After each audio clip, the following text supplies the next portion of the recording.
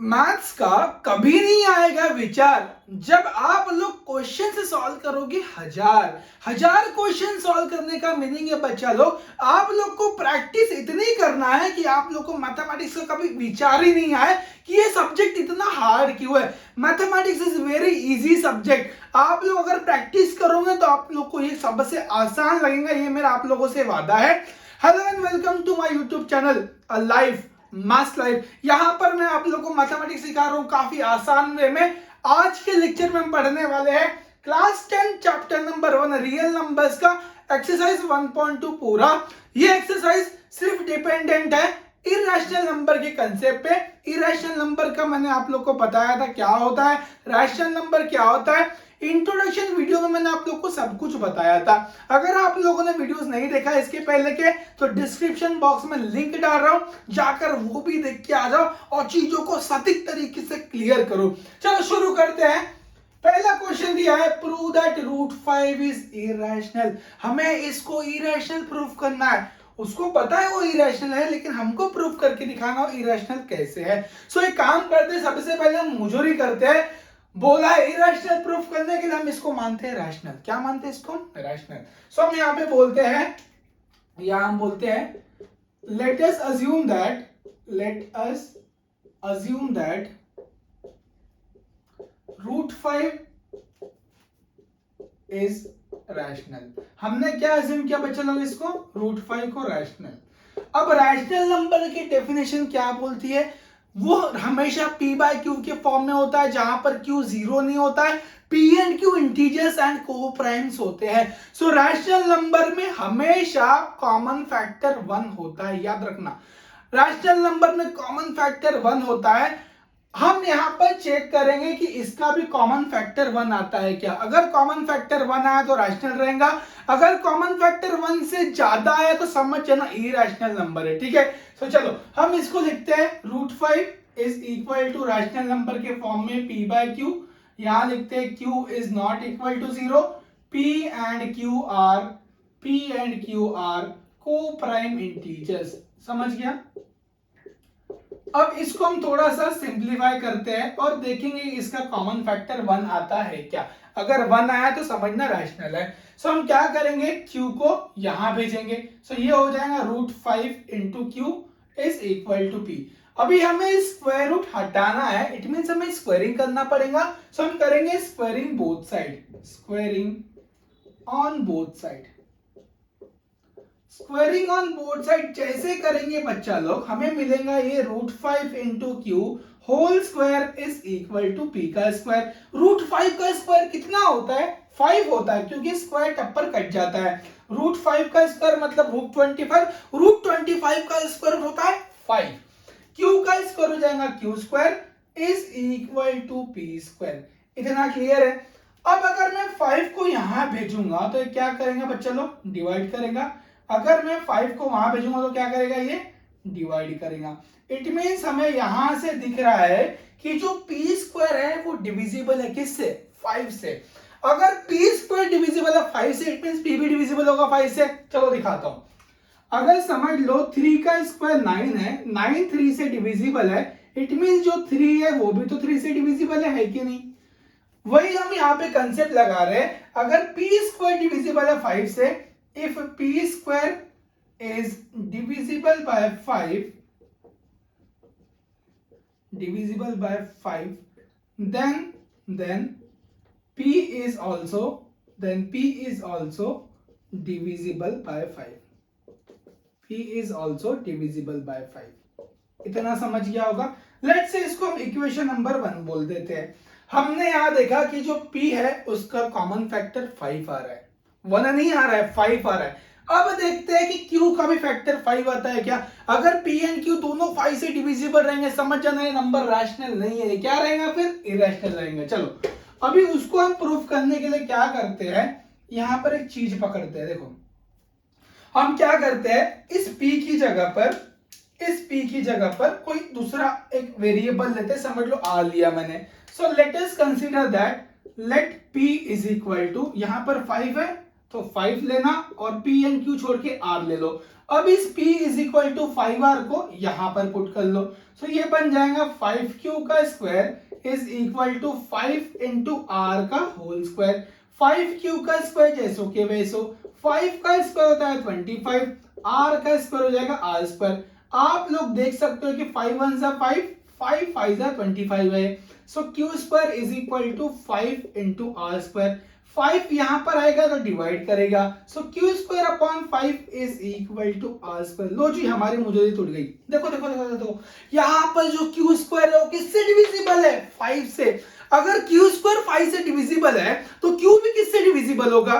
q भी 5 से divisible होगा। तो यहां पर लिखेंगे if q square is divisible by 5 is divisible by 5 then q is also divisible by 5। 5 था तो 5 लिया हमने, इसको मान लो इक्वेशन नंबर 2। अभी आप लोग देख सकते हो कि जो p एंड q है दोनों का कॉमन फैक्टर 1 नहीं है 5 भी है। अगर मोर देन 1 कॉमन फैक्टर आता है तो क्या होता है? वो इरेशनल नंबर। अब ये इरेशनल क्यों साबित हुआ? क्योंकि हमने रॉन्ग अजम्पशन लिया, हमने चीजों को गलत माना। अगर तुम्हारा नाम ईना है, मैंने आपको मीना माना, मैं तो गलत हूं फिर, लेकिन तुमको पता है तुम ईना हो। वैसे ही यहाँ पर इरेशनल था लेकिन हमने इसको माना रैशनल, और जैसे हमने इसको सिंप्लीफाई किया वैसे हम गलत साबित हो गए। सो हम यहाँ पर बोलेंगे this contradiction arises, this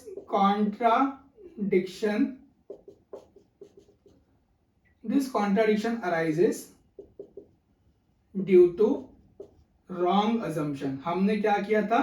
wrong assumption लिया था, इसीलिए हम गलत साबित हुए। Therefore root 5 is irrational। root 5 क्या है बच्चा लोग? irrational है। सो उम्मीद करता हूं आप लोग को ये क्वेश्चन पूरा समझ गया होगा। ये क्वेश्चन वेरी इंपॉर्टेंट है, एग्जाम में 3 मार्क का आता है बच्चा लोग। 2023 के एग्जाम में भी ऐसा क्वेश्चन आया था, बेसिक मैथ्स के पेपर में, स्टैंडर्ड मैथ्स के एग्जाम में भी आता है। कब सबसे इंपॉर्टेंट क्वेश्चन है, सबसे चहीता क्वेश्चन है। सो हमारा यहाँ पर क्वेश्चन नंबर 1 कंप्लीट होता है। सो उम्मीद करता हूं बच्चा लोग आप लोग को क्वेश्चन नंबर 1 अच्छे से समझा होगा। तो चलो अभी हम सॉल्व करते हैं क्वेश्चन नंबर 2। क्वेश्चन नंबर 2 बोलता है प्रूव दैट 3 + 2 √5 इज इरेशनल। हमें इस नंबर को भी इरेशनल प्रूफ करना है। सो हम क्या करते हैं? मुजोरी करते हैं कि late us assume that 3 + 2 √5 is rational. So rational number तो मान लिया। रैशनल नंबर की डेफिनेशन बोलती है कि ये जो नंबर है 3 + 2 √5 ये होना चाहिए p/q के फॉर्म में, और यहां पर q 0 नहीं होना चाहिए। p and q are coprime integers. ये हमारी डेफिनेशन है रैशनल नंबर की।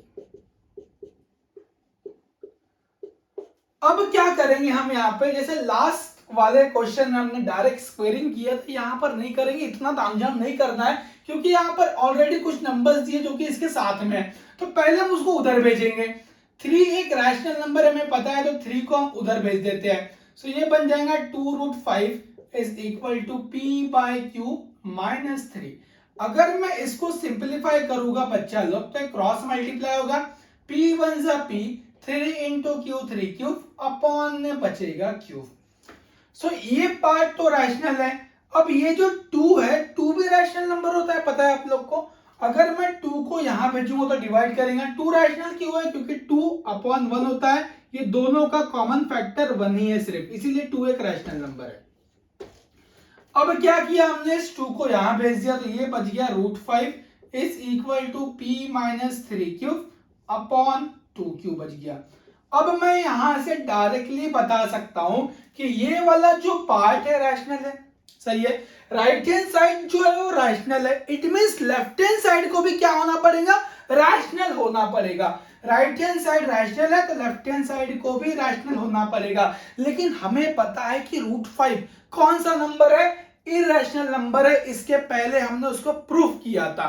सो ये हो गया इरेशनल, ये हो गया इरेशनल, ये हो गया रैशनल। इरेशनल और रैशनल कभी इक्वल हो सकते हैं क्या? कभी नहीं इक्वल हो सकते। इरेशनल रैशनल कभी इक्वल नहीं हो सकते। इट मींस हमारा अजम्पशन क्या था, रॉन्ग था। हमने रॉन्ग अजम्पशन लिया, इसीलिए हम सामने जाके गलत साबित हो गए। सो यहां पर हम लिखेंगे here p minus 3 cube upon 2 cube is rational. This means root 5 is also rational. अगर ये रैशनल तो ये भी रैशनल होगा, लेकिन but we know that root 5 is irrational. लेकिन हमें पता है कि रूट 5 कौन सा नंबर है, इरेशनल। दिस कॉन्ट्राडिक्शन अराइजेस, ये कॉन्ट्राडिक्शन क्यों हुआ, this contradiction arises due to wrong assumption. हमने रॉन्ग अजम्पशन लिया, इसीलिए हम गलत साबित हुए। Due to wrong assumption therefore 3 plus 2 root 5 is irrational। हमने गलत अज्यूम किया था, इसलिए तो गलत साबित हुए। अगर सही अज्यूम किया होता तो सही साबित होते थे। सो यहां पर हमारा क्वेश्चन नंबर 2 कंप्लीट होता है। ये भी एग्जाम में 3 मार्क्स के लिए आता है भैया। चलो, सो क्वेश्चन नंबर 2 यहां पर कंप्लीट हो गया। सो बच्चा लोग, चलो अभी हम सॉल्व करते हैं क्वेश्चन नंबर 3। क्वेश्चन नंबर 3 क्या बोलता है, prove that following are irrational. So हमें ये तीनों को इरेशनल प्रूव करना है। हमें पता है इरेशनल, हम इसको प्रूव करते हैं। चलो पहले वाले को देखते हैं। पहला है 1 अपॉन रूट 2। मान लेते हैं, लेट अस अज्यूम दैट जो हम पहले करते हैं 1 अपॉन रूट 2 इज रैशनल। हमने क्या अज्यूम किया, इसको रैशनल अज्यूम किया। सो रैशनल की डेफिनेशन क्या होती है, 1 by root 2 is equal to p by q के फॉर्म होना चाहिए। अगर मैं इसको क्रॉस करूंगा तो ये बन जाएगा q is equal to root 2p। अच्छा चलो p को यहां भेजता हूं, सो हो जाएगा q upon p is equal to root 2। हमें पता है, वी नो दैट कि रूट 2 कौन सा नंबर है, इरेशनल नंबर है ना। जैसे हमने रूट 5 को इरेशनल प्रूफ किया, वैसे आप लोग रूट 2 भी कर सकते हो, रूट 3 भी कर सकते हो। सो हमें पता है कि रूट 2 कौन सा नंबर है, रूट 2 कौन सा नंबर है, इरेशनल। और ये कौन सा नंबर है, रैशनल। अगर तुम्हारा लेफ्ट हैंड साइड रैशनल है, सो राइट हैंड साइड को भी क्या होना चाहिए था, रैशनल। लेकिन वो क्या बना है, irrational.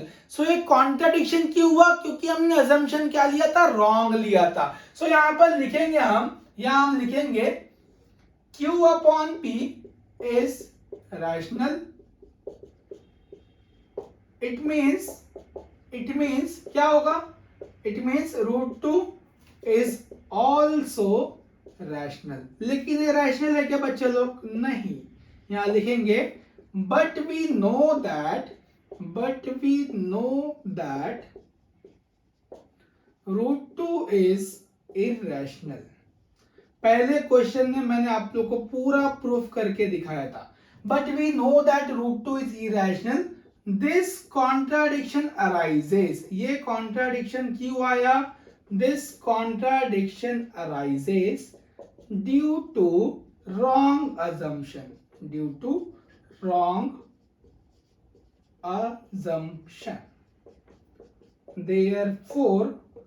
therefore 1 upon root 2 is irrational। समझ गया बच्चा लोग, उम्मीद करता हूं आप लोग को समझ गया होगा। काफी इजी क्वेश्चन है, कुछ नहीं करना है, इधर उधर थोड़ा सा शिफ्टिंग करना है और डायरेक्ट बोल देना है कि वो इरेशनल ही है। सो यहां पर हमारा ये वाला क्वेश्चन कंप्लीट होता है। सो माय डियर जीजा जी, ऐसे मैं नहीं बोलूंगा, ऐसे जेठा भाई बोलेंगे। सो मेरे प्यारे बच्चों, अभी हम सॉल्व करते हैं सेकंड क्वेश्चन। सेकंड क्वेश्चन क्या है यहाँ पर, 7 रूट 5। सो हम क्या मानते हैं इसको, लेट अस अज्यूम दैट, जो हम पहले करते आए हैं, let us assume that 7 root 5 is rational. Rational लिखा, सो रैशनल की डेफिनेशन आ जाइए, 7 root 5 is equal to p by q। Q is not equal to 0. P and Q are co-prime integers. ठीक है। सो अभी हम क्या करेंगे बच्चे लोग, ये जो पार्ट है रैशनल हमको पता है तो यहाँ पर भेजते हैं इसको।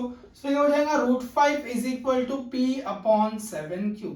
नाउ वी नो दैट कि ये जो पार्ट है कौन सा है, रैशनल। हमें पता है कि P 7Q ये कौन से नंबर्स होते हैं, रैशनल नंबर्स होते हैं। अगर ये रैशनल है तो ये भी क्या होना चाहिए, रैशनल। लेकिन हमें पता है कि √5 कौन सा नंबर है, इरैशनल। सो हम कॉन्ट्राडिक्ट कर गए, हम गलत साबित हो गए। गलत क्यों साबित हुए हम, क्योंकि हमने गलत माना था। सो यहां पर लिखते हैं हम P upon 7Q is rational. This means √5 is also rational। इसके बाद आप लिखोगे बट वी नो दैट जो इसके पहले लिखा था हम लोगों ने, but we know that √5 is irrational। So this contradiction arises due to wrong assumption। फिर लिखना आप लोग hence 7√5 is irrational। इसके आगे आप लोग 2 लाइन लिख लेना जो इसके पहले क्वेश्चन में लिखा था। अभी देखते हैं थर्ड वाला। थर्ड वाला क्या है बच्चा लोग, यहाँ पे थर्ड हमें प्रूफ करना है 6 + √2 को इरैशनल। सो मानते हैं इसको रैशनल। अगर हमने इसको रैशनल माना है सो ये किसके फॉर्म में होना चाहिए, 6 + √2 इज इक्वल टू P/Q। यहां पर Q 0 नहीं होना चाहिए। P and Q are coprime integers, अगर हमने इसको रैशनल माना है तो। ठीक है, यहां पर बोल देते हैं लेट 6 + √2 इज रैशनल। चलो अभी मुझे यहां पर बता दो 6 कौन सा नंबर है, रैशनल है तो हम क्या करते हैं उसको रैशनल के पास भेजते हैं। सो ये बन जाएगा √2 is equal to P/Q minus 6। अगर हम इसको सिंप्लीफाई करेंगे तो ये क्रॉस हो जाएगा, P बन जा P, 6 × Q 6Q upon Q। अब यहाँ पर आप लोग देख सकते हो कि ये कौन सा पार्ट है, ये तो रैशनल पार्ट है। अगर ये रैशनल पार्ट है सो इसको भी क्या होना पड़ेगा भैया, रैशनल होना पड़ेगा। लेकिन हमें पता है कि ये कौन सा नंबर है, इरैशनल नंबर है। इट मींस हम गलत साबित हो गए। गलत क्यों साबित हुए हम लोग, क्योंकि हमने माना गलत था। सो यहां पर हम लिखेंगे P - 6Q upon Q is rational. देखो ऐसे सॉल्व करना है, काफी चिल्लर क्वेश्चन है, इतने इजी क्वेश्चन तो भगवान बचाए इस एग्जाम में कैसे आते हैं। P - 6Q upon Q is rational. It means √2 is also rational. अगर वो रैशनल है तो इसको भी रैशनल होना पड़ेगा। बट वी नो दैट, हमें पता है, but we know that √2 is irrational. हमें पता है कि √2 कौन सा नंबर है, इरैशनल नंबर है। इसके बाद लिखना आप लोग this contradiction arises due to the wrong assumption, therefore 6 + √2 is also irrational number. So यहां पर हमारा एक्सरसाइज 1.2 पूरा कंप्लीट होता है। इसी के साथ हमारा ये चैप्टर नंबर 1 भी पूरा कंप्लीट होता है। इसके बाद में मैं और एक लेक्चर बनाऊंगा जिसके अंदर कुछ एक्स्ट्रा क्वेश्चन सॉल्व करेंगे, क्योंकि हम एग्जाम में सिर्फ एक्सरसाइज से क्वेश्चंस के भरोसे नहीं रह सकते हैं। अगर आप लोग स्टैंडर्ड मैथ्स का एग्जाम दोगे तो आप लोग को बहुत सारे क्वेश्चन सॉल्व करना पड़ेगा। सो इसके बाद के लेक्चर में मैं कुछ ऐसे क्वेश्चन सॉल्व कराऊंगा जो आप लोग के बुक में नहीं है। यहां पर हमारा ये क्लास पूरा कंप्लीट होता है। आशा करता हूं आप लोग को हर चीज अच्छे से समझी होगी। अगर समझी है तो चैनल को सब्सक्राइब करना भूलो मत, लाइक करना भूलो मत, और जितना हो सके उतना शेयर करो। मिलते हैं नेक्स्ट क्लास में, तब तक के लिए अपना ध्यान रखो। Bye bye guys.